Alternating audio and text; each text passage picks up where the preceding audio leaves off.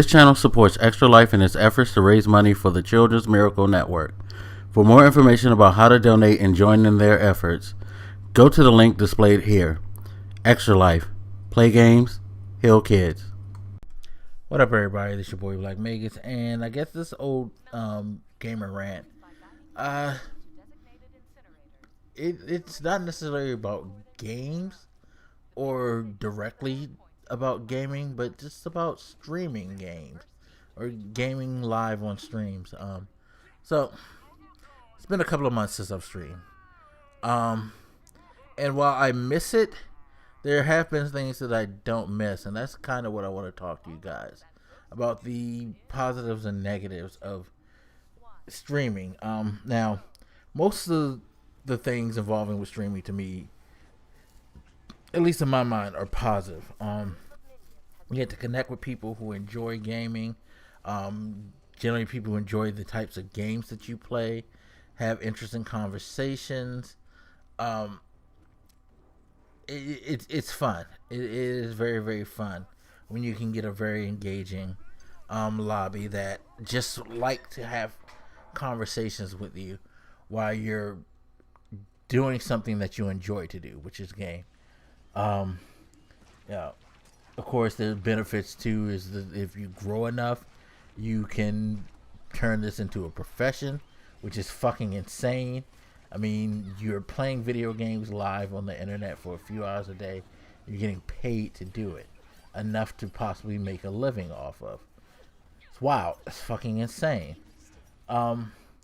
If you're someone like me who has messages, you can gain a platform forum where you can let a lot of your messages out there to be consumed by people, and be hopefully a positive influence on people. You can not only stream live, but now Twitch started archiving it a few years ago, where you can take that content and upload it to YouTube, or you can download it and save it, so you're able to keep moments and share them all over the place, which is fucking awesome. I mean, streaming it's cool, but the downsides, of course, of streaming is pretty much kind of the downsides of just about any media. I think streaming, in a weird way, may have a sort of worse negative connotation towards it when it comes to the way people react to certain things. Simply because being live, people will jump in and say whatever they want and cause trouble and try to take you out of your element and try to make you embarrass yourself or try to make you say something that you'll regret. And when it's caught live, of course, people can report it and you'll end up in trouble for that. So you have that. Of course, you have the annoyance of those people who want to cause trouble. Even if you're not responding back in a way that could get you in trouble, you're still being bothered, which sucks.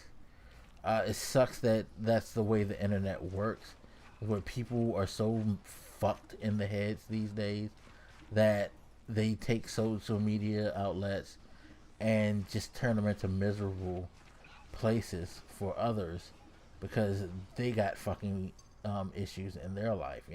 The trolling, people coming through saying racist things, hateful things, spiteful things, anti-religious things, people who just decide that, it's the internet and it gives me the right to say what I want, so I'm just going to say some outlandish bullshit. I'm just going to complain because this is the right that the internet gives me. All sorts of bullshit that people throw out there to kind of justify them forgetting their actual... It's funny because we call it social media, but a lot of times people forget exactly how to socialize when it comes to that media. Everybody feels like they can just not give a fuck and do and say whatever they want, and it's so not like that. But 9 times out of 10, it's easy to get away with. Sadly, it just makes you not want to be bothered sometimes. The demands of your crowd, of course. One of the things I found interesting is that uh, even if you're a variety streamer, if you're someone who plays a bunch of different games, if you get attached to one particular game for a while, or you play that the majority of the time, a lot of people are going to kind of identify your stream with that, and therefore when you try to deviate, people panic, they get upset, they get angry. It's like, whoa, you're abandoning this game. And it's like, no, I just want to try something else. I'm into gaming. So it sometimes streaming can kind of limit you because of some of the fans' reactions, because it has become a big business. And if you're someone who's able to have your channel grow at a steady rate, or you've come up and you've gotten partnered, there's always that downside of, okay, I got partnered because I played a lot of H1Z1. Now I gotta play a lot more H1Z1, even though I really want to play the upcoming Uncharted game a lot. And I'm not sure how my fans are gonna respond, because it's a totally different game in a totally different medium, and they may not want to see that, but I really want to play it. So you kind of sometimes limit yourself to what you can do on your stream, because your fans are expecting a lot of different things. So I mean, don't get me wrong. Again, like I said, the positives I think I outlined totally outweigh these negatives, but the negatives can have a deep impact because they can make you not want to stream.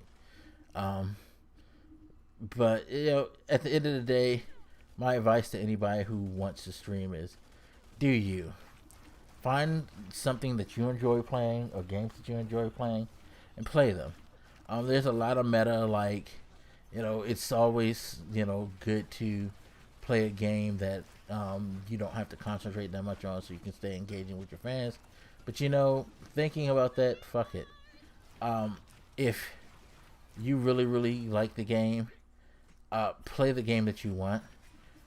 You just have to learn how to balance your commentary with the gameplay, to where you don't suffer on each.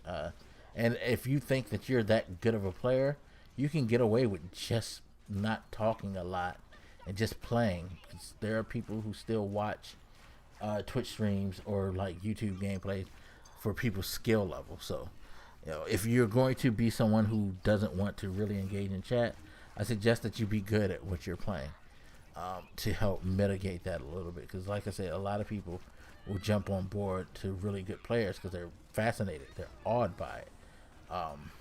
And it's just a bonus that you actually have a great personality on top of that.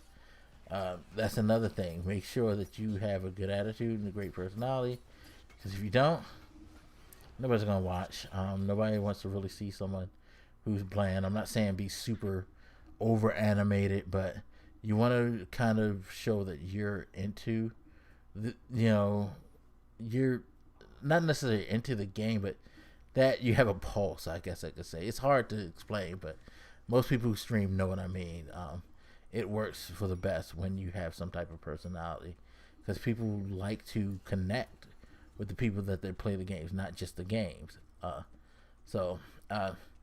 There's a lot of things about streaming that I won't get into too many details. All I know is that at the end of the day, it's still something that I'm very much wanting to get back into. I just need to get myself, as I said in previous videos, balanced and mentally clear of personal issues, so that I can dedicate the effort and time that I want to dedicate in this medium. But anyway, as always, you guys hit me up. Let me know what you think, and I'll holler at you later. This your boy Blak Magus, and I'm out. Deuces.